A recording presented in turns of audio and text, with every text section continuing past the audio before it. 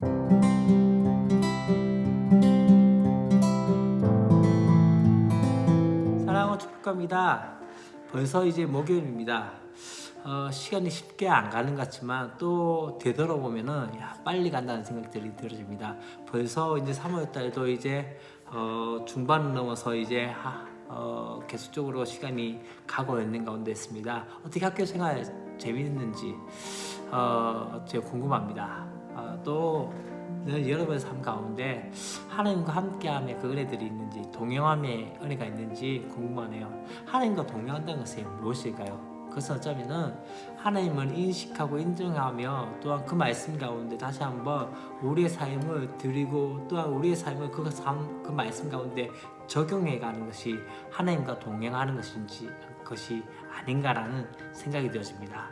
그렇기 때문에 우리가 큐티하면서 묵상하면서 계속적으로 그 말씀 가운데 깊은 적용들이 조금씩 되어졌으면 좋겠다라는 생각이 되어집니다. 오늘 우리가 함께 볼 말씀은 고린도후서 7장 2절부터 16절까지 말씀입니다. 우리가 이 내용들을 크게 나누고자 하는데요.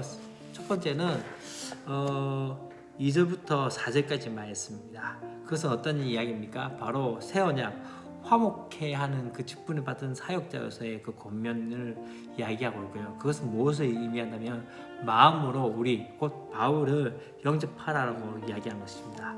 그 다음에 5절부터 16절까지 말씀이 교회의 회개 소식에 대한 감사와 소회를 나타내는 것입니다.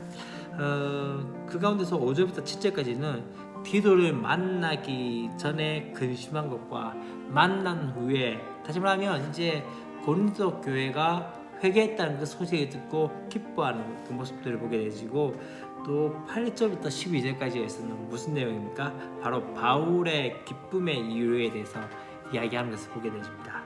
세 번째는 이제 디도의 기쁨과 교회를 향한 바울의 신뢰를 보게 되십니다. 우리가 먼저 함께 보고자 하는 것은 바로 새로운 언약, 곧 화목해하는 그 사역자로서의 그 권면에서 뭐라고 얘기합니까? 마음으로 바울을 영접하라, 우리를 영접하라고 이야기하고 있죠. 이 이야기는 무엇을 의미한다면요, 바로 거짓 사도들의 영향을 받고 바울에게 마음을 주라고 말씀을 하고 있는 것이죠. 사실 이 앞의 내용에서 너희가 좀 마음을 좀 넓혀라, 이 이야기하고 비슷한 내용이라고 생각이 되어집니다. 지금 계속적으로 그가 어떤 상황이 되어졌습니까? 사실 바울의 그 바람은 고린도 성도들 전체가 이제 거짓 사도들의 그 미혹에서 벗어나 이제 사도들을 곧 바울 또 그들의 일행을 마음으로 받아주기를 원하고 있었던 것이죠. 사실 그가 이야기한 것은 무엇입니까? 그들 앞에서 한치 한치의 부끄럼도 없게 사역을 해왔다라고 이야기하고 있는 것을 보게 되십니다. 그래서 뒤에 어떻게 얘기합니까?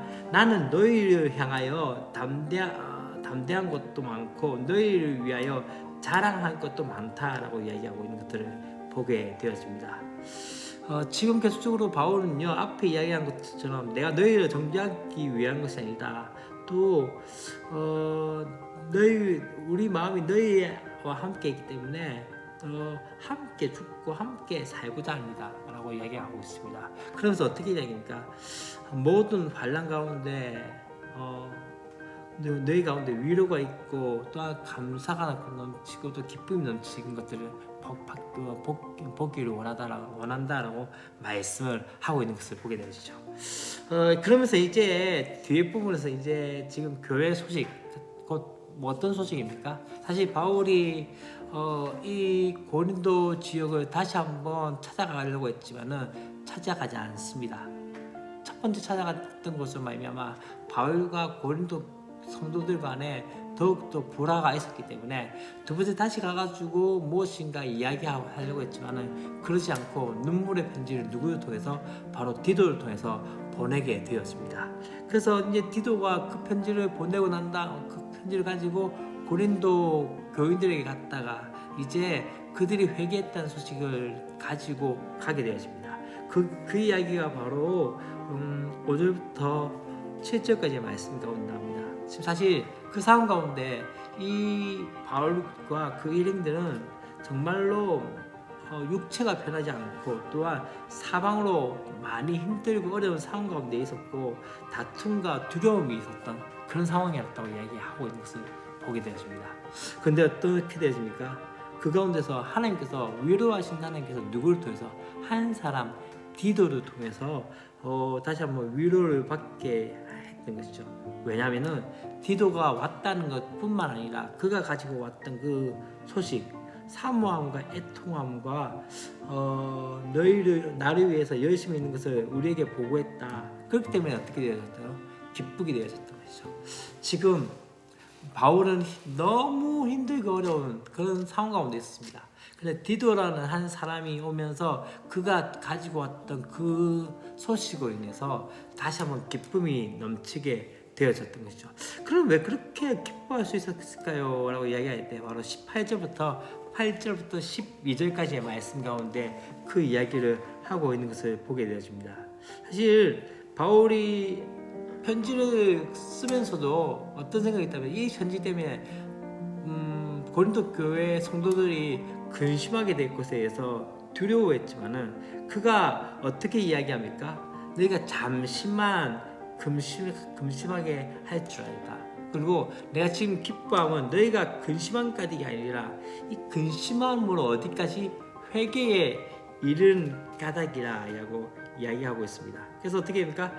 뒤에 그렇게 이야기합니다. 하나님의 뜻대로 하는 근심은 후회할 것이 없는 구원에 이르게 하는 회개를 이루는 것이요 세상 근심은 사망을 이루는 것이다. 다시 말하면 지금 이 고린도 교회 성도들이 지금 근심하는 것은 무엇 때문에? 그들이 어디까지 회개에 이르게 하기 위해서 구원에 이르게 하는 회개를 이루는 것으로 나타나기 때문에 바울은 그로 인해서 기뻐한다라고 말씀을 하고 있는 것을 보게 되어집니다. 그래서 어떻게 합니까? 지금 이 바울이 그 가운데서 기뻐한다고 너희들의 근심이 근심으로 끝난 것이 아니라 도리어 이것을 통해서 구원과 회개까지 이르게 되어졌음에 대해서 내가 감사하고 기뻐한다라고 말하고 있는 것을 보게 되었습니다. 이제 그렇게 이야기하면서 무엇을 이제 이야기합니까? 마지막으로 이제 13절부터 16절까지 말씀 가운데 기도의 기쁨과 교회를 향한 바울의 신뢰를 보게 되어집니다. 이 바울이 기도의 기쁨으로 또 우리가 더욱 많이 기뻐함이라고 말씀을 하고 있습니다.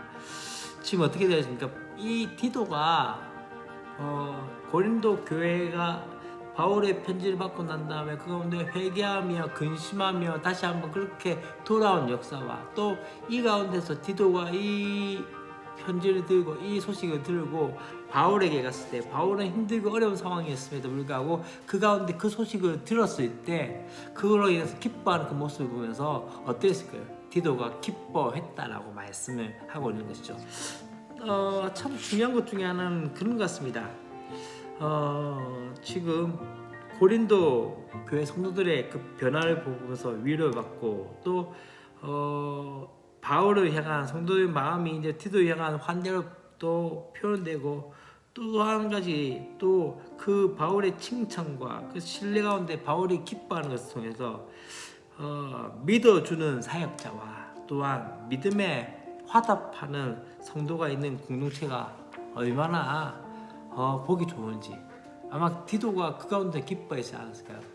둘의 관계가 다시 말하면 사역자와 또한 평신도와 함께 그렇게 되어질 때 서로가 서로를 신뢰하고 믿어주는 관계 그것이 바로 어쩌면 이 디도의 기쁨이 아니었나라는 생각이 되어집니다. 그러면서 지금 어떻게 이야기합니까? 뒤에 부분이 그렇게 이야기합니다. 내가 그에게 너희를 위하여 자랑한 것이 있더라도 부끄럽지 아니하니 우리가 너희에게 이른 말이 다 참된 것 같이 디도 앞에서 우리가 자랑한 것도 참되게 되었도다. 곧 바울이 고린도 교회 교인들을 칭찬하고 있고 고린도 교회 교인들이 또한 어떠합니까? 바울을 칭찬하는 그 모습 가운데 그것이 어떠합니까? 그것이 전혀 부끄럽지 않다는 거죠. 왜요? 진실이기 때문에 그렇기 때문에 어떻게 합니까? 그가 너희 모든 사람들이 두려움과 떨림으로 자기를 영접하고 순종한 것을 생각하고 너를 향하여 그의 심정이 더 깊었으니 하면서 내가 범사에 너희를 신뢰하게 된 것을 기뻐하노라 하고 이야기하고 있습니다. 바울이 고린도 교회 때문에 기뻐하고 있다라고 말씀을 하고 있는 것이죠. 말씀을 좀 정리하고자 합니다. 첫 번째 우리가 함께 이야기한 것은 무엇이냐면요, 사실 때때로 우리가 힘들고 어려울 때가 있습니다. 너무나 힘들고 어려울 때 참 중요한 것 중에 하나는 우리는 세상에 좀 위로를 받고자 할 때가 많이 있습니다. 그런데 참 중요한 것은 우리는 세상에서 위로를 받아야 될 존재가 아니라 하나님께로부터 위로를 받아야 될 존재입니다. 바울이 어려움과 환난 가운데 마게도냐에 있을 때 그렇게 힘들 때 누구를 통해서 하나님께서 디도를 보내심을 통해서 위로하신 그 하나님의 위로와 은혜를 받았던 것처럼 우리 가운데 그러한 은혜들이 있는지 다시 한번 생각해 봤으면 좋겠습니다. 또 한 가지요, 저는 그렇게 생각했습니다. 내가 그 위로자가 되었으면 좋겠다는 생각. 내가 그렇게 디도가 되면 어떨까요? 우리 교회 친구들 가운데 힘들고 어려운 친구들이 있다면, 또한 누군가가 풀어주고 있다면, 누군가가 격려해주고 파이팅해주고, 또한 누군가가 다시 한번 일으켜 세울 수 있는 그러한 위로자가 되면 어떨까요? 그 다음에 한 가지 무엇입니까? 여러분들은 근심하고 있나요? 어떤 근심이 있나요? 오늘 말씀 가운데 어떻게 이야기하고 있나요? 하나님의 뜻대로 하는 근심은 뭐라고 이야기하고 있죠? 후회할 것이 없는 구원에 이르게 하는 회개에 이르는 것이다. 세상의 근심은 무엇입니까? 사망을 이루는 것이다. 우리가 때때로 하고 있는 그 많은 근심 중에서 진짜 하나님의 뜻대로 하고 있는 근심이 있는지, 아니면 세상의 방식대로 하고 있는 근심이 있는지. 하나님의 뜻대로 하는 것은 무엇입니까? 내 삶을 돌이키고 내 삶 가운데 돌아섬을 통해서 다시 한번 하나님의 사람으로 점점 자라가는 그 은혜들이 있는 게 아닌가라는 생각이 들었습니다. 한번 생각해 봤으면 좋겠습니다. 나는 어떤 근심을 하고 있는지. 그래서 누군가에게는 조금 그런 생각들이 내 삶 가운데 다시 한번 하나님에 대해서 조금은 생각해 볼 수 있는 그런 은혜가 있으면 좋지 않겠나라는 생각이 들어집니다. 오늘도 화이팅 하시고 기뻐하는 마음으로 또 조금씩 더욱더 여러분들이 저의 기쁨이 된 것처럼 여러분들 저 또한 여러분들의 기쁨이 되었으면 좋겠습니다. 우리 스님들도 화이팅 하시고요. 오늘도 즐거운 하루 보내세요. 화이팅!